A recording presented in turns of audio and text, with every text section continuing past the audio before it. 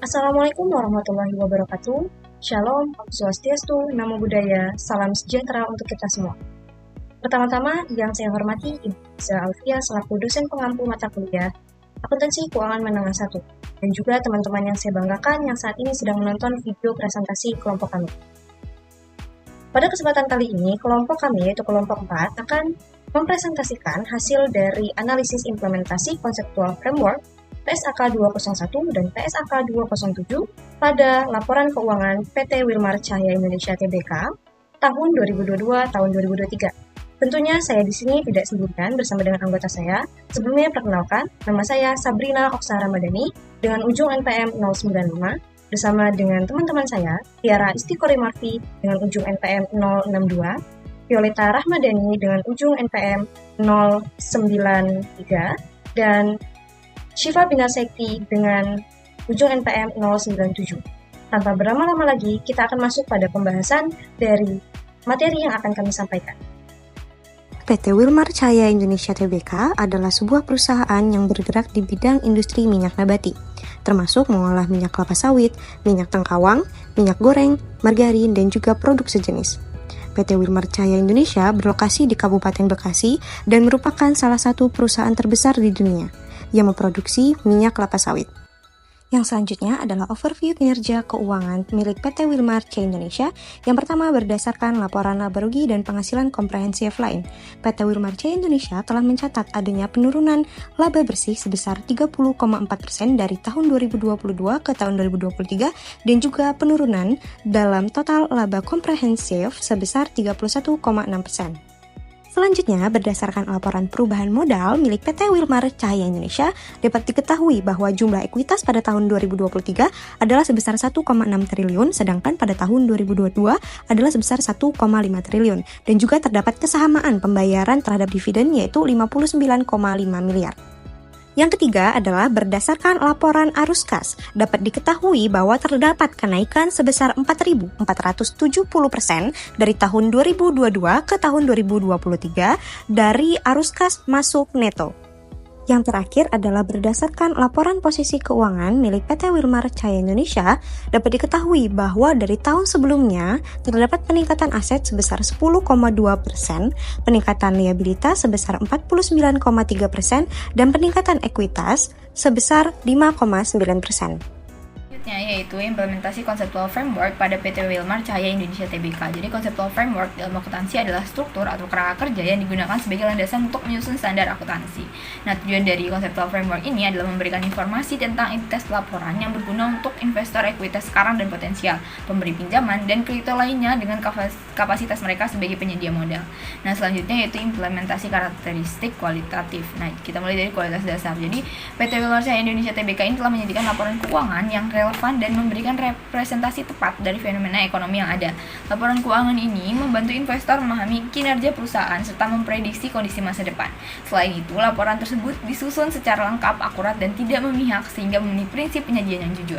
Selanjutnya itu peningkatan kualitas. Nah, laporan keuangan disusun agar dapat dibandingkan dengan tahun sebelumnya, memenuhi prinsip dapat dibandingkan. Selain itu, laporan dapat diverifikasi karena menghasilkan hasil yang sama jika dianalisis dengan metode yang sama.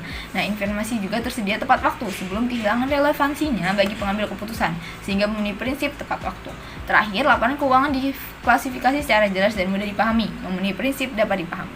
Kita masuk ke implementasi selanjutnya, yaitu implementasi unsur dasar. Jadi, PT Wilmar Cahya Indonesia Tbk ini telah menyusun laporan keuangan berdasarkan 5 unsur dasar. Yang pertama yaitu aset, yang kedua liabilitas, yang ketiga ekuitas, yang keempat penghasilan, yang kelima yaitu beban. Jadi, tanpa kelima unsur ini, laporan keuangan ini tidak dapat tersusun secara sistematis dan tidak sesuai dengan standar akuntansi. Yaitu analisis implementasi asumsi prinsip dan kendala. Yang pertama yaitu asumsi. Jadi laporan keuangan perusahaan disajikan secara terpisah dari pemilik atau entitas lain sehingga memenuhi asumsi entitas ekonomi. Yang kedua yaitu perusahaan tidak berniat likuidasi bisnisnya dalam waktu dekat sehingga memenuhi asumsi kelangsungan usaha. Yang ketiga yaitu laporan keuangan menggunakan mata uang yang stabil agar lebih terukur dan dapat dibandingkan sehingga memenuhi asumsi unit moneter. Yang keempat yaitu kegiatan ekonomi perusahaan dibagi dalam periode tertentu untuk pelaporan sehingga memenuhi asumsi periodisitas. Yang kelima yaitu transaksi diakui saat terjadi, bukan saat kas diterima atau dibayarkan, sehingga memenuhi asumsi basis akrual. Yang kedua yaitu prinsip. Jadi laporan keuangan disusun berdasarkan biaya historis dan nilai kini sehingga memenuhi prinsip pengukuran. Dan kedua yaitu pendapatan diakui saat diperoleh, bukan saat kas diterima, dan beban diakui saat terjadi, sehingga memenuhi prinsip pengakuan pendapatan dan beban. Yang ketiga yaitu semua informasi material dan relevan diungkapkan dalam laporan keuangan sehingga memenuhi prinsip pengungkapan penuh. Yang ketiga yaitu kendala. Jadi PT Wilmar Cahaya Indonesia Tbk ini telah menyeimbangkan manfaat informasi bagi pengguna laporan dengan biaya penyajiannya sehingga tetap efisien dan sesuai dengan kebutuhan pemangku kepentingan. Nah, dengan implementasi conceptual framework ini, laporan keuangan PT Wilmar Cahaya Indonesia Tbk memenuhi standar akuntansi yang berlaku dan dapat digunakan sebagai dasar pengambilan keputusan yang akurat. Baiklah, yang selanjutnya implementasi PSAK 201 terkait penyusunan dan penyajian laporan keuangan. PSAK 201 ditetapkan pada tanggal 12 Desember pada tahun 2022 dan mulai efektif pada tanggal 1 Januari 2024. Standar ini mencakup peraturan mengenai penyusunan dan penyajian laporan keuangan yang meliputi laporan laba rugi dan penghasilan komprehensif lain, laporan perubahan ekuitas, laporan posisi keuangan, serta catatan atas laporan keuangan. Tujuan dari PSAK 201 adalah untuk menetapkan dasar penyajian laporan keuangan agar dapat dibandingkan dengan periode sebelumnya dan juga dengan entitas lain. Standar ini mengatur persyaratan tentang penyajian, struktur, dan isi minimal laporan keuangan untuk memastikan transparansi dan juga konsistensi dalam pelaporan keuangan. Implementasi PSAK 201 terkait penyajian laporan laba rugi dan penghasilan komprehensif lain. Laporan laba rugi dan penghasilan komprehensif lain PT Wilmar Cahaya Indonesia pada tanggal 31 Desember 2023 telah sesuai dengan PSAK 201 paragraf 81A sampai dengan 104. Laporan ini telah menyajikan laporan tahun berjalan dan juga penghasilan komprehensif lain yang ditulis secara terpisah namun tetap dalam satu laporan, yang mencakup elemen-elemen penting seperti pendapatan, beban, pajak, dan laba bersih, serta menampilkan subtotal seperti laba bruto dan juga laba usaha. Selain itu, fungsi beban juga merupakan metode yang digunakan dalam mengelompokkan beban-beban yang ada di laporan laba rugi milik PT Wilmar Cahaya Indonesia. Yang digunakan adalah pengelompokan biaya tanpa mencantumkan pos luar biasa. Selain itu, laporan ini juga telah mengungkapkan informasi tambahan seperti depresiasi dan juga amortisasi dari suatu aset dan sesuai dengan ketentuan. Selanjutnya adalah implementasi PSAK 201 terkait dengan penyajian laporan perubahan ekuitas. Laporan perubahan ekuitas perusahaan PT Wilmar Cahaya Indonesia itu telah memenuhi PSAK 201 pada paragraf 106 sampai 110. Hal ini dapat dilihat melalui pencatatan dalam laporan perubahan ekuitas di mana saldo ekuitas awal dan akhir serta laba tahun berjalan dan juga perubahan ekuitas akibat dividen dan cadangan ekuitas itu telah dicatat sesuai dengan ketentuan yang berlaku. Selanjutnya, dividen sebesar 59,5 miliar telah dicatat sesuai dengan PSAK nomor atau paragraf 107. Sementara penghasilan komprehensif lain disajikan terpisah dari laba tahun berjalan. Nah, laporan ini telah memenuhi standar dalam penyajian laporan keuangan berdasarkan dengan PSAK 201, di mana dalam penyajiannya itu ada terdapat penghasilan komprehensif, dividen, dan juga perubahan ekuitas lainnya. Implementasi PSAK 201 terkait penyajian laporan posisi keuangan. Laporan posisi keuangan PT Wilmar Cahaya Indonesia Tbk per 31 Desember 2023 telah disusun sesuai dengan PSAK 201. Hal ini karena PT Wilmar mengikuti pernyataan standar akuntansi keuangan atau PSAK nomor 201 yang mengatur penyajian laporan keuangan termasuk laporan posisi keuangan, adanya pembedaan aset lancar dan aset tidak lancar, serta liabilitas jangka pendek dan jangka panjang. Baru setelah itu, ekuitas dengan informasi tahun sebelumnya yaitu tahun 2022. Selain itu, perusahaan juga sudah menyajikan urutan dari pos-pos akun dengan benar, yang dapat dilihat dari penyajian berdasarkan sifat dan likuiditas aset, fungsi aset dalam entitas, serta jumlah, sifat, dan jangka waktu liabilitas. Implementasi PSAK 201 terkait penyajian catatan atas laporan keuangan. Catatan atas laporan keuangan milik PT Wilmar Cahaya Indonesia tahun 2023 sudah sesuai dengan ketentuan PSAK nomor 201 yang dapat dibuktikan dengan adanya pernyataan kepatuhan terhadap SAK Indonesia, terdapatnya informasi kebijakan akuntansi material, besaran jumlah dividen yang diusulkan, hal-hal yang dikelola sebagai modal, terdapatnya informasi tambahan mengenai pos-pos dalam laporan keuangan sesuai dengan urutan penyajian laporan, serta adanya pengungkapan lain seperti laporan kontingensi dan pengungkapan informasi non-keuangan. Nah, selanjutnya di sini saya akan menjelaskan tentang implementasi PSAK 207 tentang penyusunan dan penyajian laporan arus kas. PSAK 207 ini sebelumnya merupakan PSAK 2 yang mana penomoran ini sudah disahkan pada tanggal 12 Desember 2022 dan mulai efektif digunakan 1 Januari 2024. PSAK 207 ini mengatur bagaimana perusahaan ini dapat menyusun dan menyajikan laporan arus kas untuk memberikan informasi mengenai arus kas dan secara kas perusahaan pada satu periode.